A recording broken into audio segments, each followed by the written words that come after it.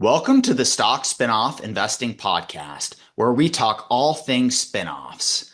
My guests and I may maintain a position in the securities that we discuss today, and this podcast is for informational purposes only and should not be relied upon as investment advice. Hi, everybody, and welcome to the Stock Spinoff Investing Podcast. I'm your host, Rich Howe, and I'm super excited to have Kris Rymer of Safe Harbor Stocks on the podcast today. Kris, thanks for taking some time.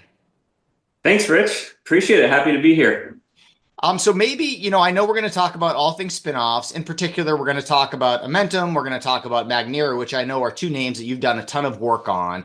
But before we get into that, I would love to hear a little bit about your background, because you do have a really interesting background. You're interested in the public side, but you also have some interesting activity or background in acquiring small businesses and selling small businesses. And so I'd love to hear a little bit about your background. Yeah. Thanks, Rich. Sure. Yeah, I'll try to be brief, but I've been investing for about 26 years now. I cut my teeth in starting in '99, just out of high school in the dot-com bubble, and I professionally I started out as a CPA. I worked in consulting on Wall Street for investment banks, hedge funds. Did that for a number of years in the 2000s, and to your point, I actually coming out of the GFC. I moved down to Florida, and I found a business that I was interested in and had purchased, a small business, and grew that. So that was a side thing. I kind of got the entrepreneurial bug from my father a bit, as well as the investing bug. And I had grown that and sold that in about 2016. And that's when I pretty much got back to managing my own real personal capital full time.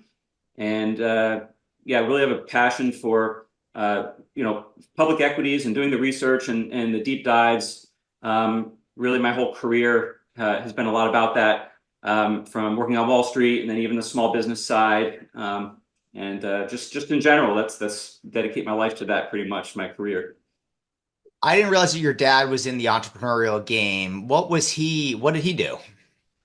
Yeah, good question, actually. So finance and entrepreneurship, really. So yeah, he went to NYU and got worked on his PhD in finance in the 60s and 70s. He actually worked on some really low, he's not high profile, but worked on some option modeling and things like that before Black-Scholes even came out. But he had started his own auto repair business in the 70s and 80s, and became more of a passive thing. He had grown, and so I helped him through high school and a little bit in college as well, and helped grow that.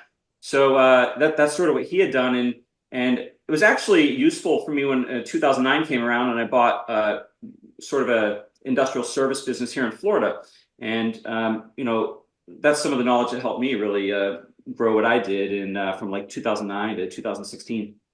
That's really interesting. And then the auto parts business, did you help him more on the finance side or actually doing the repairs to the autos, or both? Oh, I never did. I never did repairs to autos. I was never that mechanically inclined, although I'd like to be. But If you were, I would say I'm jealous, because I am so yeah, not mechanical, but it was something that in another life, I'd like to be mechanical. yeah, same here. No, we're in the same club, not mechanically inclined. But actually, it's a funny inside joke with us. He really attributes that a lot to the success of growing the business, because he had to rely on mechanics and other, right? So, I mean, he had gotten his MBA, et cetera, and things like that. But so yeah, I mean, the way I helped him in that capacity, it was always more of a managerial. I worked kind of middle school, high school. I worked my way through different parts of the business, working in the warehouse and in managing things in the office, et cetera. As I got a little older, just helping grow other parts of the business, become a regional parts distributor and things like that. So in some ways, it's like I really feel fortunate to have the experience I do, because I had that small business experience, but also worked on Wall Street. I worked in corporate finance for some Fortune 500 companies for a few years. So I've really had both ends of the spectrum, and I just really think it helps when I try to look at a business, not just financially, but obviously there's a lot of competitive advantages and business models and things that go into it. So the experience has been helpful for me. 100%. It's what Buffett says, right? Being a businessman helps him be a better investor, and being an investor helps him be a better businessman. So that makes complete sense. We're on the podcast today, of course, because I talk about spinoffs and you invest in spinoffs. So I would love to hear a little bit about how you think about spinoffs, what you look for, some of the work that you like to do before evaluating whether you decide whether or not to invest in a spinoff. Yeah, great question. And I want to give a little shout out to your site too, because, in the past, I really, I do use that sometimes as a resource to help things I may miss, things that are upcoming or things that have been completed. So appreciate the work that you're doing with the site and obviously with the podcast. But yeah, spinoffs and a little bit on IPOs too, but that's sort of a little bit separate. But sticking with spinoffs, they've been a real, I don't want to say a specialty, but just something that's really helpful in my wheelhouse that I use where I've seen some excess alpha I can generate for myself as a personal full-time investor. And I think there's a couple things. There's a lot of content out there. Probably a lot of your viewers already know a lot about, right, the benefits and things. But obviously, just to break it down from my perspective, there's a real structural imbalance, obviously, that's inherent in the spinoffs, whether it's these, reverse Morris trusts and things like that. But you have some of these big companies, they spin off a really, good cash flowing, profitable division. And when those shares are spun off, you have a lot of people, institutional investors that have certain mandates and they can't hold those, right? They sell them off. There's number two, there's a lack of really good, or sometimes of any analyst coverage, any estimates, company guidance. You have a long, a Form 10 or a certain prospectus that you have to go through. There's these, different synergies and mergers. So I feel like there's, for people that really know, and there's a lot of people like that, probably better than me, even that I know, but that can really dive into some of those filings to understand and see a lot of the things that really you won't see on Yahoo Finance or Koyfin or something like that we tend to use. So because it's just not there. Amentum's a perfect example. The metrics are just way out of whack. They were last quarter just because so that's like case in point there. So those are a couple of the ideas really that I look at, and then there's like a sweet spot really I've noticed, and it's not the case with every spinoff, but 1 to 5, 6, 7 months out, right? You sometimes see a big dip. I saw this last year with Solventum. We don't have to get into that, but it was down in the mid high 40s, and I picked up some of that, and so things don't always go swimmingly. Obviously, there are bad ones. So the final point is I think the RemainCo, if you're looking at the SpinCo, RemainCo really has to set that company up for success. And what do I mean is not burden it with too much leverage based on the cash flow. It has to have proper coverage, right? And sometimes some of these end up being really sweet deals that the market doesn't catch on to originally. There's you de-lever a couple turns of EBITDA in the next couple of years, and there's EPS accretion, et cetera. So without getting into the weeds too much, maybe I'll just stop there and see if Yeah, you no, want to take it's a it. great overview. And I think actually looking at spinoffs, you think of spinoffs as a place for somebody an investor who knows what they're doing to dig in, because to your point, you have to dig through those Form 10s and other filings to understand the pro forma financials. But I actually think spinoffs are a great place for new investors to begin. And the reason why is because the beautiful thing about spinoffs is you have the financials. You can figure out what you think the business is worth, maybe on an absolute return or an absolute basis with a DCF, or look at it versus the publicly traded comps and try to estimate where you think this business is worth. And then you see where it trades in the market, right? So and you're not biased, because a lot of times if somebody says, hey, a stock's attractive, the first thing you're going to do is go to Yahoo Finance and look at the stock price and look at the stock chart. But the great thing about spinoffs is there's no stock chart yet. And so you Yeah. can just do your work really independently without any bias, and then see whether you're right or see whether you're wrong once the regular weighting trading takes place. So I couldn't agree more with your overview there. So let's pivot to some individual names. So the first name that we're going to talk about is Amentum, which is a recent spinoff. And I would love to hear your perspective. Maybe just give a little background about Amentum and why you think it's an interesting opportunity. Yeah, of course. So, well, Amentum spun off last year, not too long ago. It was a spinoff and a merger, and this is in the defense contractor services sector. Not things like Lockheed Martin, things like that, but others that do more IT services, more of the softer kind of services as opposed to the weapons and planes. And it was part of Jacobs Solutions, right? Ticker J. The company spun that off, and they have a lot of different categories. They work on different business segments from IT. They work on environmental remediation. They work on a lot of different logistical and infrastructure solutions. It's primarily government focused. Probably about 80% of their revenue, I believe, is with the U.S. government, the various departments, but they also have some coverage on some of the other developed countries in their militaries, et cetera, like the UK, Australia, et cetera. So that's sort of the overview. And then there's really been the last couple of months, obviously, with Trump winning the election, you have Elon Musk and DOGE, and there's a lot of like an AI-driven type of themes going on. There's a lot kind of to parse out and all different kind of things to discuss in addition to the actual fundamental spinoff. But so I don't know if that kind of helps for an Yeah, no, overview. that's a perfect framing. So when I initially did my work on Amentum, and I try to look at most US spinoffs that take place and try to write up my thoughts and share them with subscribers. I initially thought that the business, and this is just looking at other publicly traded government services companies, would trade at about $32. I think that was assuming kind of the midpoint, maybe 11 times EBITDA. And I'm looking, I just pulled it up today. Amentum is trading closer to $20. So I think closer to eight times EBITDA, or maybe those numbers a little bit better than I do. Yeah. But it looks like at least from a valuation perspective, it looks pretty interesting.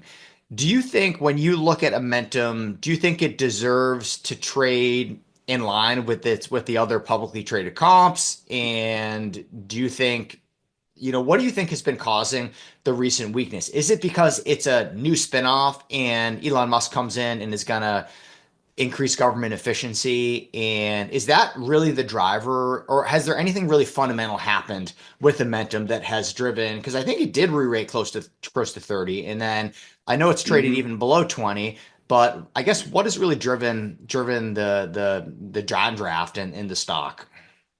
Yeah, it's a really good question. I think, I think it's sort of all the above, all that you Hmm. touched on.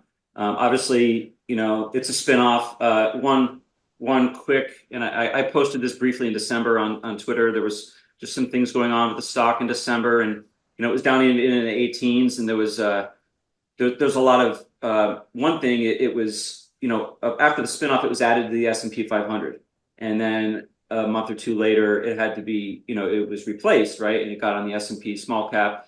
So there's a lot of shifting like that, right, that goes on with these indexations, right, that for the company. Also, I think just it being generally a spinoff.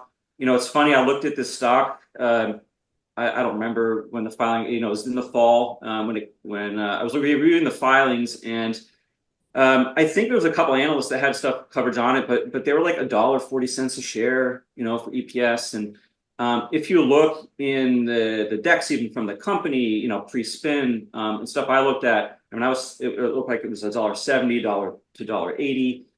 So it was kind of like what are they, what are they? And I've seen this on other stocks too. Sometimes this happened with spinoffs.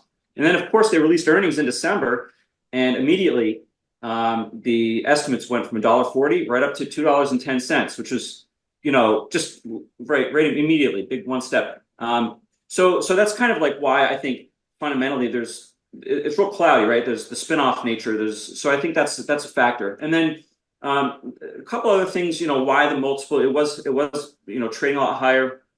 I think it came lower on DOGE and the election and things like with a lot of other peers, like LDOS or Booz Allen Hamilton, things like that.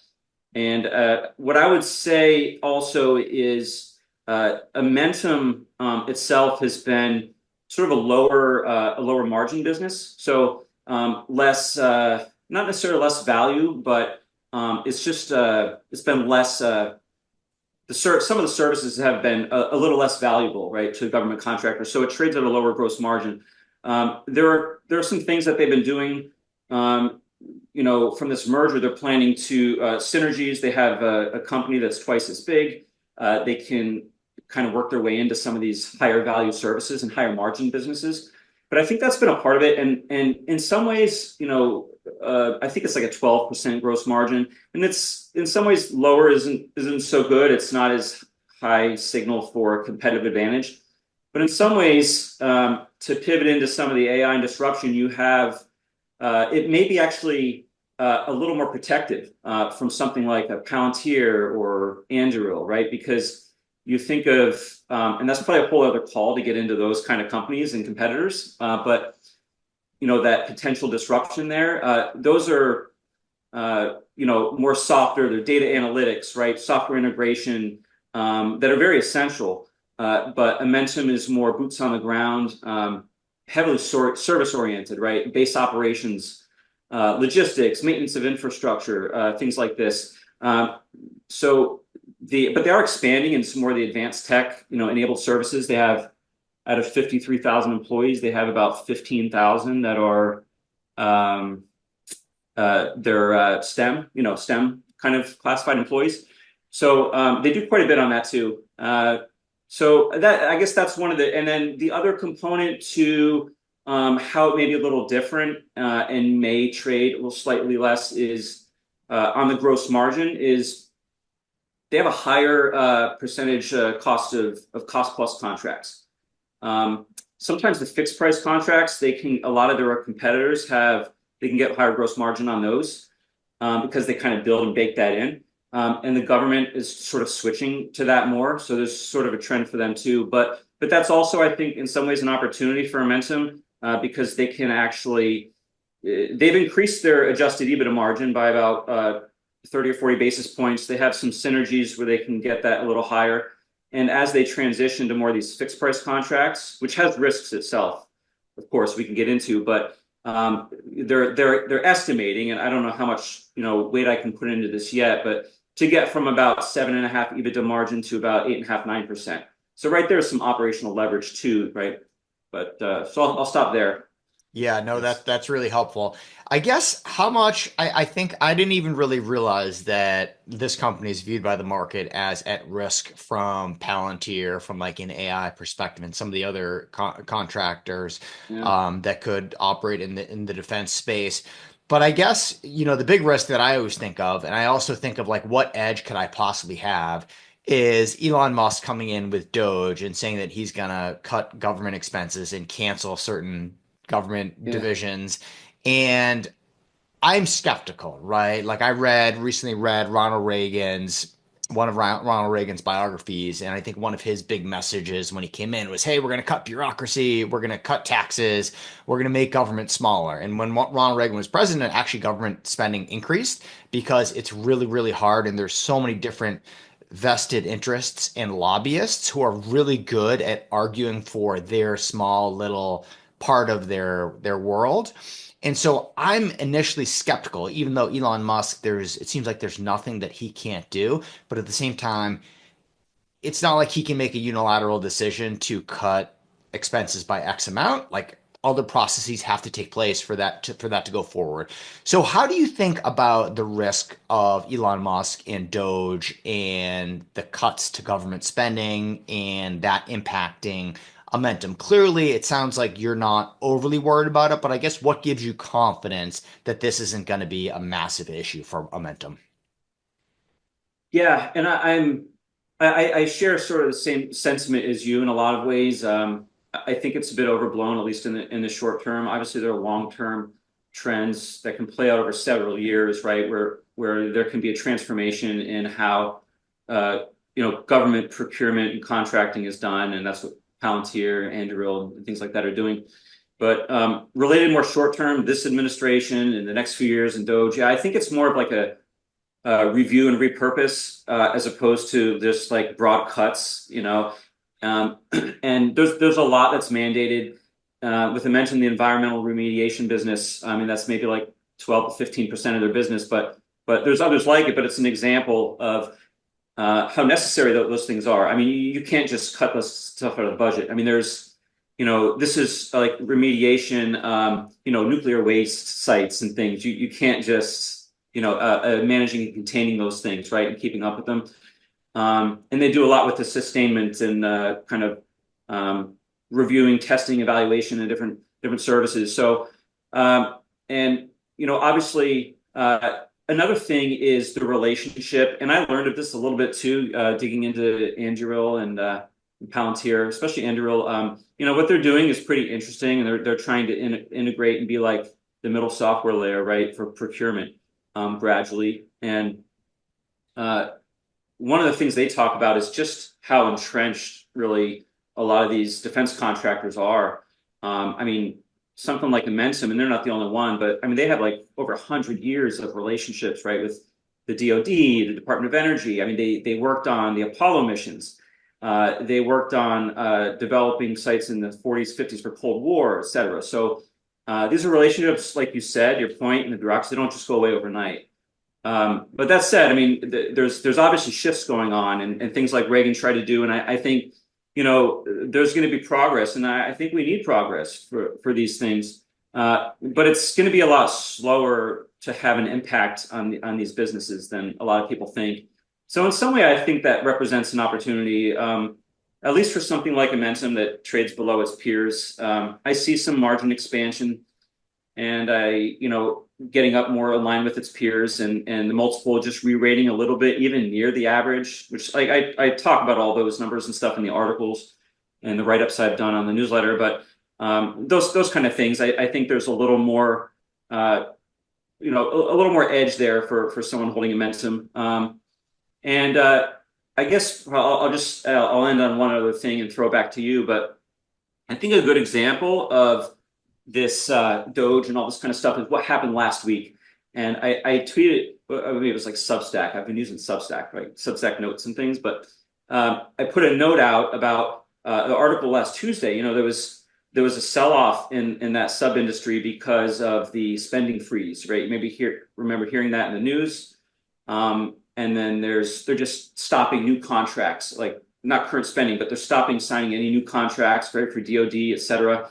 And I posted an article, and it's like it's sort of a symbolic, I guess, of how the Trump administration kind of run. And I'm not picking on that, but decisions are quick sometimes. I mean, smart, but the way the information is disseminated sometimes can cause a little misinformation up front and some reactions. And you saw that last week in that industry.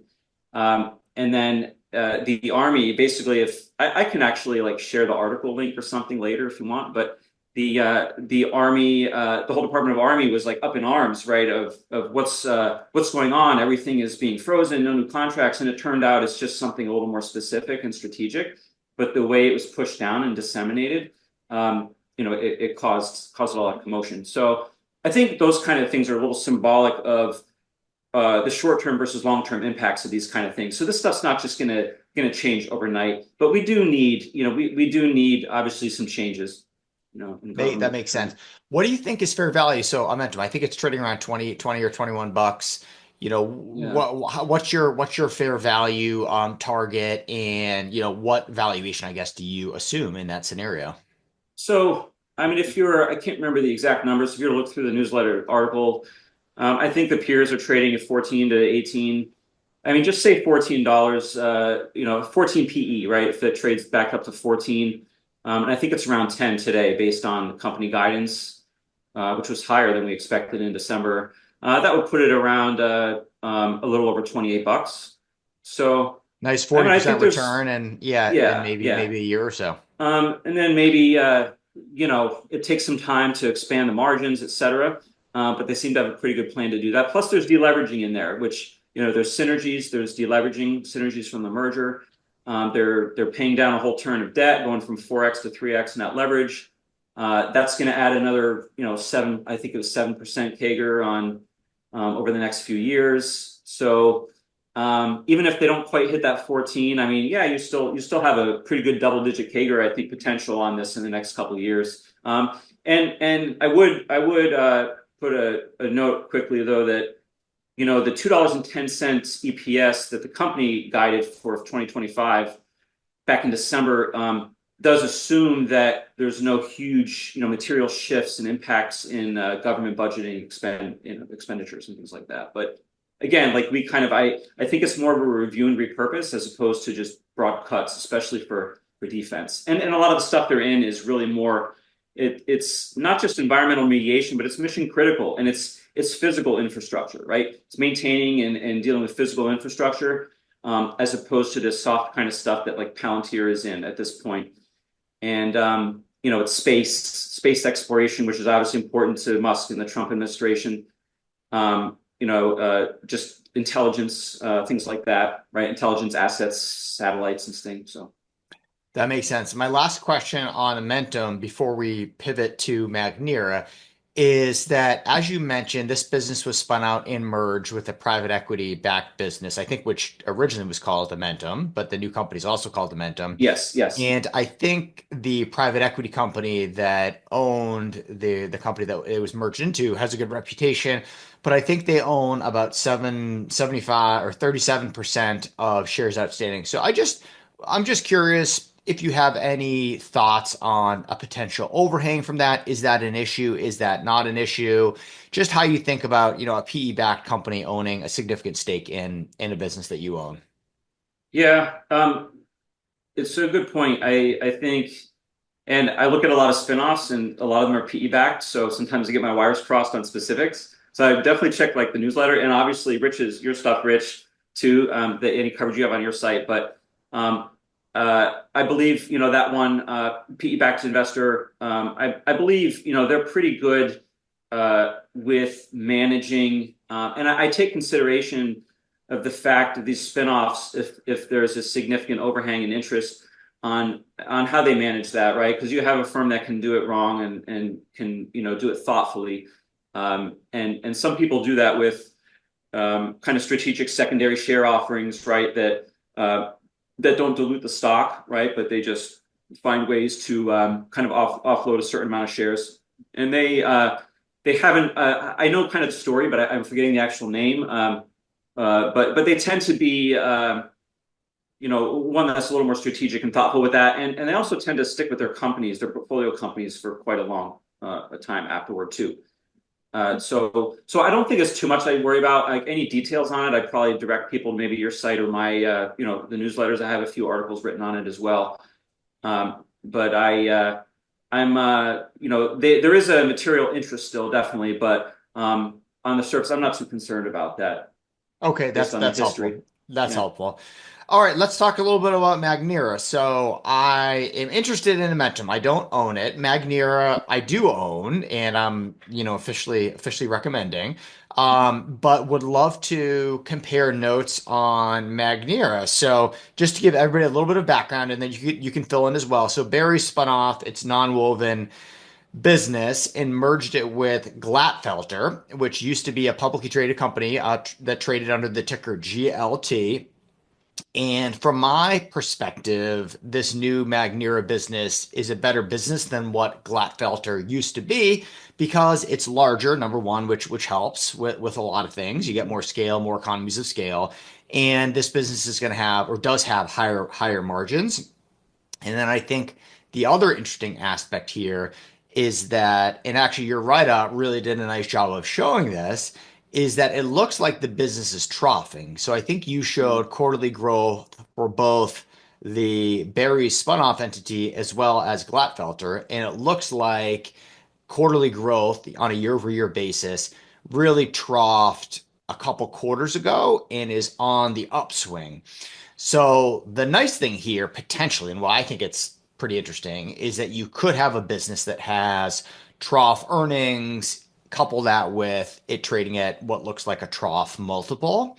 So maybe I'll flip it over to you to have you share your thoughts on, Magnera and why you think it's an interesting situation. Yeah, definitely. Yeah, so it's funny too. We kind of, I realized you came around to it. We were talking, right? I was like, hey, what do you think of this? Yeah, yeah, been looking at that too. So it's nice, sometimes great minds think alike. Even though we're not mechanically inclined, but we can do Yeah, investing. exactly.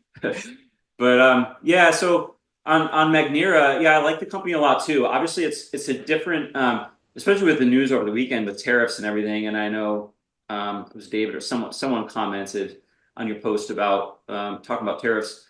But generally, yeah, the company we can talk about that. But there's a couple things I think that are good. There is some quarterly sales inflection higher. I think that I did see I noted. And I think that's helpful. And part of that too, it's coming out of a tough last few years, especially GLT. Um, and some of that was destocking from its customers, which seems from the transcripts and everything seems to be complete now. So I think that's perhaps one driver of that trough. And another important angle too, which I don't know how many people realize or appreciate, is the excess capacity that's inherent in their platform.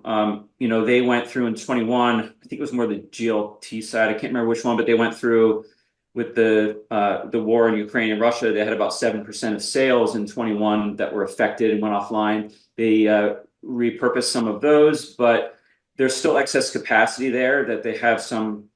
They've been continuously working on that and making progress. But the good thing is how that's helpful is that requires less incremental growth capex, right, as they expand.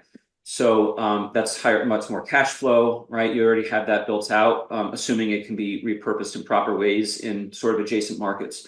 So that's another interesting thing, and even some of the synergy numbers, I think there's sort of like whispers you hear here and there that it may even be higher, that they're a little conservative on that. And I think maybe one of the things keeping the stock down right now, obviously, is that the structural imbalance, the spinoff, the lack of information management's been really sort of quiet on what they're putting out. And actually, it's reporting on Thursday before the bell, Magnera. So we'll get some interesting information this week from them, and so we'll be paying attention to that for sure. But I think it is undervalued here. There was also JP Morgan did an analysis in the prospectus that was shared by the company last summer, and that was done over 23, 24. And I don't know how many people really dug in and looked at that as well, but there's some good information in there as well on some of the deleveraging and how they can work on that. And I think I don't know. Did I answer your initial question now? Yeah, yeah, for sure, for sure. Mostly. Okay. All right. Yeah, If I not, think follow up with. from a valuation perspective, yeah, that prospectus is really interesting. It shares some comps that have happened in the nonwoven space. And generally speaking, a lot of the business are either acquired by private equity or strategic competitors. Call it at 8 to 10 to 11 times EBITDA. And right now, Magnera, by my math, unless I'm missing something, is trading at about 6.4 times non-synergy EBITDA. So they're guiding to about 88 million of eventual synergies. And they're saying, and so just not even giving them credit for that. It's trading, I think, 6 times or a little bit above 6 times. The reason why I think that's kind of interesting is because Gladfelter, if you look back, Gladfelter was the predecessor to this company. It was merged into Magnera, and Gladfelter over time traded anywhere from like 6 times EBITDA to like 15 times EBITDA. And I think the median EV to EBITDA multiple was 10 times. So if you just do the math and apply 10 times EV to EBITDA multiple on $388 million of EBITDA, and then you subtract it with the debt, you get to really high equity value. And so, trying to be wary of the downside risk here. This is a levered security. There is a good amount of leverage. It's a cyclical industry. The good news is it seems like that, like we've talked about earlier, the business has troughed, so that is certainly encouraging. And then again, to your point, just the utilization, so capacity utilization. I think over the past couple of years, the business has troughed in the mid 70% utilization rate. Yeah. So if it can back up into the 80s or 90s, that should help gross margin. That should bump up the EBITDA margin on the business. So that would Yeah. certainly be encouraging. Yeah. Yeah. I agree with all that. I think you're about right on the EBITDA multiple there too. And they're they also, I think, a couple of the points worth noting. I mean, they're top brand customers. I mean, this demand is resilient. It's not going away. Obviously, they're essential disposable products, right? So, and obviously that doesn't mean that sales can't go down, right? So it can be a cyclical industry and based on demand, especially aggregate demand. So that can be affected, but the relationships and the history and the just the brand names that their main customers have, it's pretty significant. And the on the risk side too, well, I can get into that, but I don't want Yeah, to. sure. Yeah, we'd love to hear about the risks. Yeah, what do you think the risks are? So obviously tariffs is one I can talk briefly. I think we're all just kind of working on that as we go now with because Trump it's just changes like the wind really every day. So but on the other risk, and some people talk about is the resin, polymer resin, right? It's a cost. It's a big cost input for them that can affect margins. And that's a valid point, something to be aware of. And you can probably speak at least or as much as me or better on that point. But historically, they've been able to pass on their rising input costs to their customers pretty well. They also, have a lot of contracts with their customers, and currently, I was looking about 70% of their contracts across all their segments have provisions to pass through resin cost increases. So I think that's helpful. And it's not, and this is a whole other call itself, but just briefly, I mean, polymer resin, it's a lower cost substrate, right, for the products. It's a bit more versatile than others. So I think that can help, as far as customer switching and things like that, if you get into tariffs or competitive products, things like that. So that's sort of like the input costs side. I think the second risk, obviously, the tariffs. And that's a little tougher to dig into, I think, at least from my perspective. I'd be curious if you have any information on it, but they have 46 manufacturing sites around the country. About 45% of those, I believe, are in US and Canada. I'm not sure. I haven't been able to find real information on that footprint. And, if there'd be import export, right, between countries and facilities and customers, where tariffs would really be an issue for them. And then the rest is rest of the world. I did look in the risk factors they had put out recently, a couple days ago, and they did like an update to their prospectus. And it seems the most from an FX perspective, Brazil and EU is really where they're most affected as far as FX. So not that you can rely on that for tariffs, but in some ways that can be maybe like a look into where some of their cross-country transactions are. That makes sense. Yeah, in terms of the tariffs in manufacturing, I think initially when some people were thinking about Magnera, it was one, there's capacity in manufacturing capacity in the United States, which you referenced, which is great.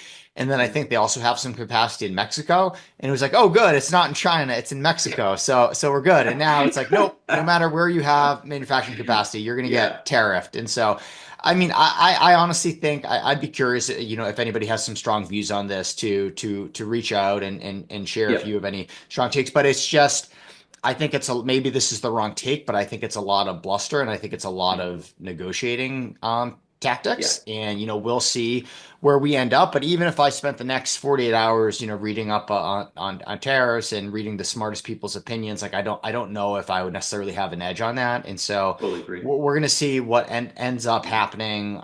The business, is cheap, right? It seems like the business is inflecting higher, Yeah. and we'll see where tariffs play out. But I'd be curious if anybody has any Yeah. strong views on that. And I then had the a other quick thing point that if I can make on that oh, too, yeah, for yeah, yeah, sure. jump in. And then I'll let you because and I was just thinking about it this morning. I mean, because you really look, it's a global economy, and we have all these every company, not just the sub industry, but every company has their own specific supply chain, right? Their own manufacturing footprint. and it's really difficult. You really have to rely on each of these companies, I think, to come out. You imagine, right? We don't know. Well, a lot of these companies are scrambling, right? Because they didn't know how many different codes are going to be in this stuff. And I agree to your point. It's kind of like, a lot of this is negotiating leverage, et cetera. Whatever administration and whatever country, I think hopefully it's not going to take too long before someone says, all right, hey, let's just sit at the table together and work something out. But I think that every company really is doing their own due diligence on their own supply chains and their own facilities to report, hopefully. And that's what I'd like to start seeing this earnings season with some of these calls, is sharing some analysis, being a little transparent on what they think the impact or exposure is to their own companies. So, and I think that's what the onus is on, really those companies. But in the end, like you said, and especially if you're a long-term investor, you think the company is good fundamentally, you have to kind of trust in management that they're going to navigate this the best they can. And companies management can be really quite resilient, especially if you have a good management team. So I'm not too worried, but it'll be a little bit of short-term noise. Definitely, it'll create some stomach aches. For sure. I saw something about how the mention of the word tariff is going to surpass AI as the most popular word that's Yeah, highlighted in transcripts. And I think that's probably has a decent chance of coming to be. Yeah, one other thing that I want to highlight before we can move on to some of the Twitter questions that people asked was just like I pulled up through Koyfin just Magnera estimates for next year. And the estimate is basically that revenue is going to decline slightly. And then it's going to grow by 1% and it's going to grow by another, 1% in 2026 and 2027. And I don't know how many estimates are really out there because you mentioned earlier that Wells Fargo initiated coverage on Magnera last week. I haven't seen much sell side initiations recently. And I think that's partly yeah, because the company has been really so quiet and they yeah. really haven't talked much. I've had a few of my questions answered by investor relations over email, but I haven't been able to get on the phone with them, which I usually like to do, before Yeah. before buying a company. So it's just interesting, right? This business, I think, prior peak was at like $4.5 billion of sales, and so it's the market is basically saying, hey, it's just going to flatline right now at 3.5 billion of sales, which doesn't seem to Yeah. really make sense to me. Yeah, yeah, good points. And I think I use Koifin as well. So and I see what you're talking about. And there's only one analyst with an estimate on any of those things, really. Yeah, For so it must be sales maybe it's and the Wells Fargo guy. I EPS, don't know if that's been incorporated. I think so. Because you look at the price target for that one analyst. I don't know if it's the same, but I would presume it is. And that's $22, which that was the headline a week or two ago at Wells Fargo. Yep. So So that I think that's what it is, and but then again, this is like, and you get some people, beginner investors, novice investors, like you said, can benefit from this too. There's something more about pure play about something, right? You can start off with a kind of this fresh company and guidance once we get it, but the experienced investors too, that I think this is where real value can be, seen and extracted, and um, discrepancies and things like that. So obviously, I think it's probably anyone's guess, even the companies, where sales are going to be like, 3 years from now. Like I'm looking at Koifin while we're talking, like what you're referencing.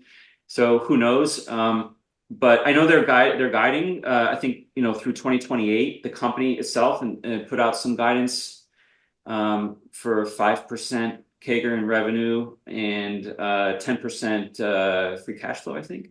Unless I'm getting the wrong company mixed up. I think that was it, though. I think that was the same company. But anyway, so yeah, I think there's potentially some opportunity there. Just like the case in point with Amentum. I mean, there was only two analysts last year, and they had $1.40, EPS, and it just sat there, and the company like screened bad. I mean, it didn't even have accurate metrics, but even just screening on that, it looked like a huge PE multiple, but it was way off base from what the company guided. Yeah, and then I think sell side analysts don't have any. They have no reason to stick their neck out, so they have no reason to. Yeah, They want their estimates beaten. They're not paid to pick exactly. stocks, right? They're paid on Yeah. other metrics, and so yeah, no reason to really go out on a limb here. All right, so that's really all I wanted to chat about with Magnera. Anything that you wanted to jump into before we discuss some questions that we got from Twitter? No, no. I think, yeah, we both looked at the Twitter comments, and I think we have an idea. So but I'll just let you take it from here. Okay, sounds good. Yeah. So we already Kingdom Capital, thanks for the questions, Kingdom Capital, David. Hmm. Um he had a question on tariffs for Magnera. I think we've already answered that, so we don't need to Yeah. jump into that one. Another upcoming spin-off, and I don't know if you've done any work on this one, is Lennar's upcoming spin-off of its land bank in Yeah. Millrose. The question is, do you have a buy price on Millrose? Not sure if you do. If you don't, no worries, but I'm curious if you've looked at that one at all. Yeah, I do not. I haven't looked at it. The most I've seen is I briefly just glanced through, scrolled through their filing when it came out in the last month or so, and it's obviously for viewers who don't know, it's basically a land REIT, like a land banking REIT, right? And they're trying to, I think it's Lennar kind of trying to de-risk their land exposure, and they had done this back in 2007 pre-GFC. It didn't work out so well for SpinCo, but I think they're doing it well, a little better this time. But what they're really trying to do is, and I don't know of anyone else that's doing this with a public REIT, but they're trying to create a recurring income model on optioning, option premiums, renting out land rights, right, to undeveloped land to developers like Lennar, but they want to do that with others, right? Buy up land, take in the option premium income, keep accumulating new land. So, like I said, I don't know particularly. I didn't take a look at the stock, but I mean something like that. I definitely wouldn't want to invest just personally something like that unless I got at least like a 10% cash yield. But the only other point I'd add to that is kind of for investor to look at that, take a look at what price you're really going to own the land. You're buying the land as an investor today. Because under the surface that's and him and I both worked on things like NLOP and things like that as well too. So which he's really good at all that kind of stuff and he's done really good work on it. So but I look forward to hearing if he's interested in Millrose and look I always look forward to hearing his input and his analysis on things.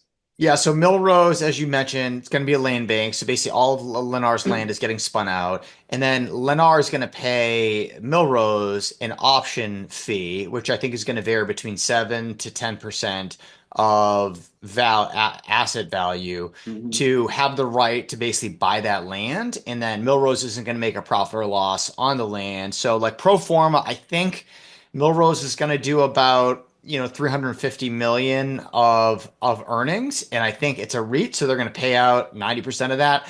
So you can kind of back into what you think is an appropriate dividend yield or what you think that's worth. It'll be interesting to see where it trades because there's not much room for growth. I don't think Millrose is going to have Yeah. much capital for growth.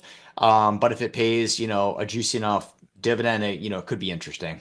And that's one of the yeah, it's one of the things too with I think it's important for investors. I mean, a lot of investors, that look at SSI, use your platform and subscribe. They have a lot of stocks that are non-real estate, right? And so maybe not too many viewers come across REITs as much. And something to be important to understand with equity REITs is what you mentioned about the REIT status, and they have to distribute 90% of that net taxable income. And so the implication to that to be aware of, and there's some good. I invested in NLOP, and there's some good plays. It's not something these things you want to buy long term for growth, but there could be good value plays with some of these, based on how they're structured. But the one implication to that REIT status is they're more reliant on capital markets, right, to raise more debt or raise more equity at whatever valuation they have to raise at if they want to grow, right? If they want to buy more land, if they don't have sufficient option income to do that. So just And something. that's a problem, right? If you can't make Yeah, a profit on the land on your balance sheet and yeah, you're just getting an option fee from Lennar, it kind of can prevent a challenge in terms of being able to sure. raise additional capital to grow. Another question from Kingdom Capital was just why did you sell NLOP over cap rates and when would you get back in? So I don't know if you've taken a fresh look at NLOP. This is Net Lease Office Properties. It was a spinoff from Yeah. WC Carey. It has been a great performing stock. It's basically an office building liquidation, Mhm. and it's been a good stock, but I think it's paused a little bit in terms of its run up. So curious if you've looked at NLOP, the ticker's NLOP, recently. Yeah, I have not. The last time I looked was maybe a quarter ago, and I had gotten out of that, not particularly because I saw that it was going to go down or anything, but I just had other more traditional stocks and things that I was focused on, right? You get so many holdings, and I want to try to stay not too diversified because it's a lot to keep track of. But and Dave actually came on to NLOP. I think it was before I did, but I had written something last summer on it, and it's so I hadn't looked at it in about a quarter. I made a comment that with the rate cap expiration, and that was concerning me a bit. But and I think Dave and I both had, from what I read on his stuff, we're pretty confident in the company being able to clear that debt out before. But I just decided to pivot to some other things. So I'm not necessarily looking to get back into it, but I see there's good, there could be good upside to it. He can probably speak better than I can because I haven't looked at it in a quarter or so. But January 10th, I noticed a few weeks ago, after I had that exchange with him, the company announced the sale of some more properties, and they cleared out all of that main senior secured loan. I think there's a little bit left, like 50 million left on the mezzanine loan.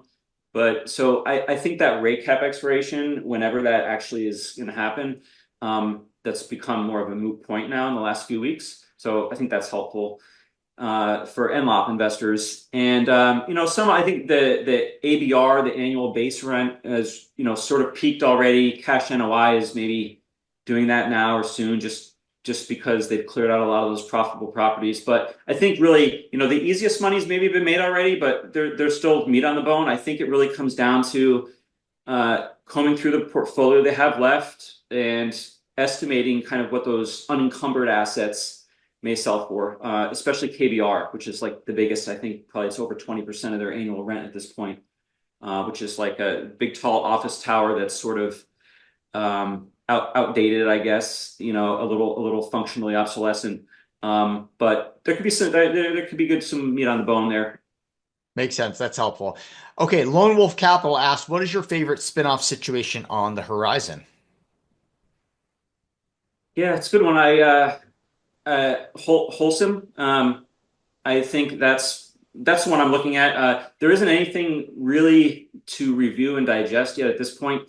The filing, I think, still, a lot of it still has to be published. They're having their AGM. I think it's May 14th, somewhere around there in May, and it's not till after that point where they may, something may actually begin to happen. But they are planning to spin off in Q2. This year. And so that's a building materials and sort of a material solution company that's based in Europe. They have a North American subsidiary business, and that's what they're spinning off, is the North American subsidiary, and to list in the US, I believe. It may be a co-listing, but so I think that's something on my radar, and I'm definitely waiting to look at more information on it. Sounds good. And it's HOLCIM, I believe. Got it. Yep. Yeah, that definitely could be an interesting setup, just because it seems like there's a little bit of arbitrage between European listed companies and US listed companies. So if there's some valuation expansion, could be a good valuation unlock. Ashray Kanan asked about defense procurement. So we've talked a little bit about this. He made the point that it's rapidly changing due to Palantir and Anduril, and that could result in increased competition for Amentum and its renewals. We've kind of already touched on this a little bit, but I wonder if you have any additional comments. If not, that's totally fine. Yeah, I can comment some more on it. I think he raised really great points. It's something people should be looking at. This is not necessarily an imminent threat to Amentum, companies like that, but I'll take just each particular, because they're a little bit different. And I mean, it's really hard to distill these names and their business, what they do, into like just a couple sentences. But I mean, Palantir, and Palantir actually reports earnings tonight, if anyone, as of February 3rd. But they're basically a data analytics platform, and they really focus on government, some commercial enterprise, to really operationalize intelligence of like complex situations, right? Well, what the hell does that mean? So you think of something like satellite imagery, reconnaissance, right? Taking all the data, things like that. how to get actionable information out of it, right? How to set up a mission and where threats are, et cetera, right? So they work on those kind of things again, and that's more, it's a lot of AI driven. It's a little different than Amentum, the boots on the ground and all that kind of things. It's almost complementary at this point, I think, right? Amentum almost is on the other side of the ground, helping maintain and coordinate that infrastructure with insights, right, from a Palantir or something. And then, and also Amentum is building some AI-driven capabilities for augmented reality and virtual reality. They did a partnership with Jujo Tech, Jujo Tech, and for government things. So that's a little bit different than Palantir, but that's something else. And then just briefly, Anduril. So that's a little different. It's more software to integrate for contract procurement, government procurement for providers in the DoD. They have a long-term plan to really own that whole interface, the procurement function and the interface for the government and the Department of Defense. But they acknowledge this years and years out. Right now, they're trying to help sort of be that middle integration partner to help with procurement.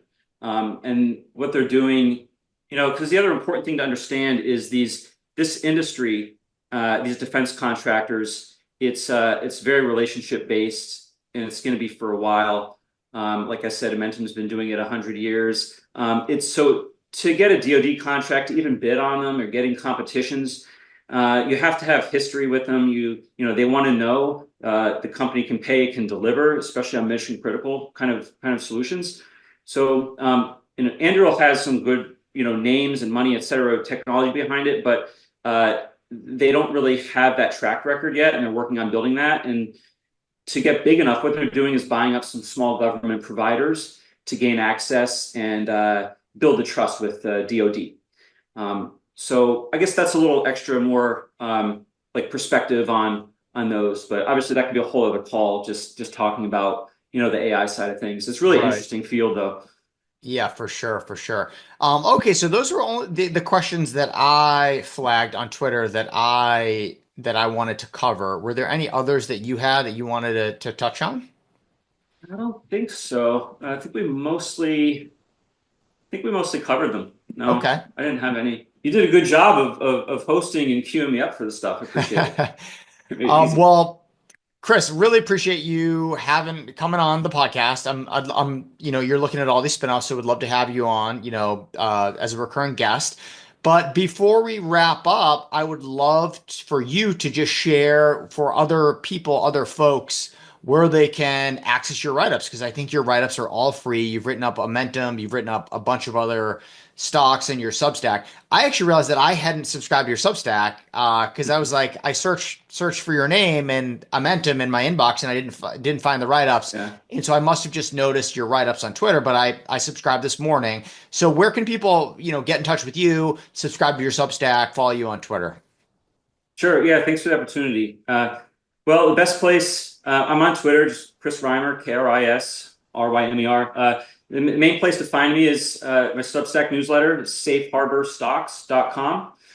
SAFEHARBOR, right? Safe Harbor. I started that newsletter about 2 months ago. I write a lot of different. I'm sort of market agnostic. I look for undervalued, undercovered companies, but I'm a long-term growth investor, so I don't want to overpay. But I also want strong fundamentals and underlying cash flow. I spend a lot of time. I manage my own personal capital, so I do that full time, and that site is really essentially my own personal investment journal and analysis and my approach that I just decided to start sharing with other investors. It's been great actually to be able to network and build relationships with guys like you, Rich. So that's one of the biggest benefits I honestly get out of it. And we may do some type of paid subscription tier here soon, but I do want to keep a lot of the content free so people can learn more and share about the different types of investments that are out there. Awesome. Yeah, I couldn't recommend writing down your investment thesis for your ideas and just putting it out to the world, whether it's on a Substack or some other means, some other website, because it helps you clarify your thinking, and at least me, and it helps me figure out what the stuff that I'm missing. And then it also Mhm. allows you to meet other investors who are either interested in your stock or who have insights into a risk that you might be missing for your stock. So couldn't agree more that writing up your stocks is just like a personal investment journal, and it's super valuable. So really, really appreciate you sharing that. And I guess we'll leave it on that. But Kris, thank you so much for coming on the podcast. Look forward to talking to you soon, and take care. We'll speak soon. Thanks, Rich. Yeah, I'd love to be on as a guest again in the future. So happy, appreciate the work you do. Thanks again. Take care.